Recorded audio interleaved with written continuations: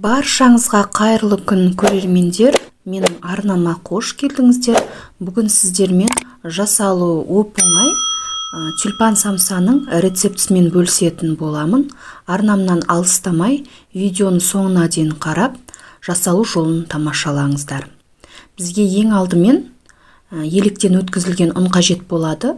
Ұнымызды осылай ыдысымызға салып, үстінен бөлме температурасындағы 72 немесе 82% майымызды салып, осылай қолымыздың көмегімен біркелкі масса болғанша крошка дайындап аламыз.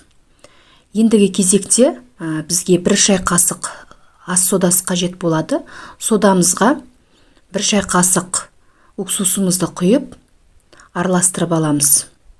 Араластырып алған массамызды қаймағымыздың үстіне салып, осылай көпіріп реакция пайда болады. Оның үстінен жұмыртқаның сарысымен 1 шай қасық тұзымызды салып, жақсылап араластырып аламыз.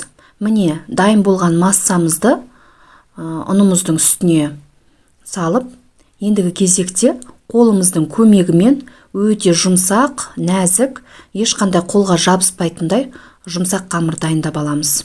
Дәл осы қамырымызды целлофан пакетке салып, 20 немесе 30 минут аралығында мұздатқышқа қоямыз. Бізге начинкасына ет тартқыштан өткізілген етіміз, пиязымыз және де 4 бұрышты формада турап алған картобымыз қажет. Дәміне қарай тұзымызды және де самсаға арналған дәмдеуішпен қара бұрышымызды салып, осылай жақсылап араластырып аламыз. Егер самсаларыңыз майлы болу үшін шамалы құйрық май немесе сұйық май қосып жіберсеңіздер де болады. Міне, біздің начинкамыз дайын.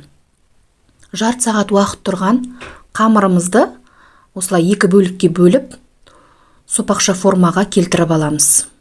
Келесі кезекте осылай бөліктерге бөліп алған қамырымызды осылай қолымыздың көмегімен домалақтап жасап аламыз. Егер таразы болған жағдайда әрбір қамырды 40 граммнан өлшеп алсаңыздар, біздің самсаларымыз біркелкі болып шығады. Ендігі кезекте самсаның түйілу барысын көрсететін боламын. Ол үшін оқтауымыздың көмегімен қамырымызды домалақ формаға келтіріп жайып аламыз. Дәл осы қамырымызды ортасына салмасын салып, ендігі кезекте осылай айналдырып және де төменгі бөлігін бекітіп жауып шығамыз. Сіздерге анық әрі түсінікті болу үшін тағы да самсаның түйілу барысын көрсетейін.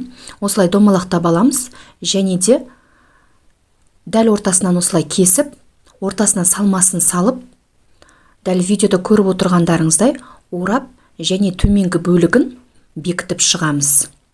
Ендігі кезекте осылай дайындап алған тюльпан самсаларымызға жұмыртқаның сарысы және де 1 ас қасық сүтті құйып, осылай араластырып, және де тюльпан самсаларымызға біркелкі барлығына жағып шығамыз.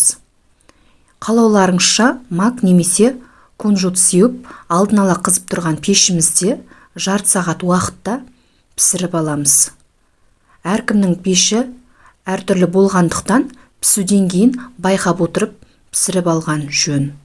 Дәл осы рецепттің толық құрамы мен мөлшерін төменде жазып қалдыратын боламын. Егер рецепт ұнап жатса, каналыма тіркеліп, лайк басып және де өз пікіріңізбен бөлісе отыруды ұмытпаңыз.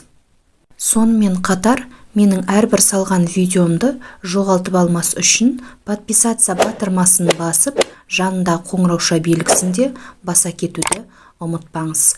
Сонда менің салған видеом бірінші сізге көрінетін болады. Назарларыңызға үлкен рахмет, бізге ас болсын.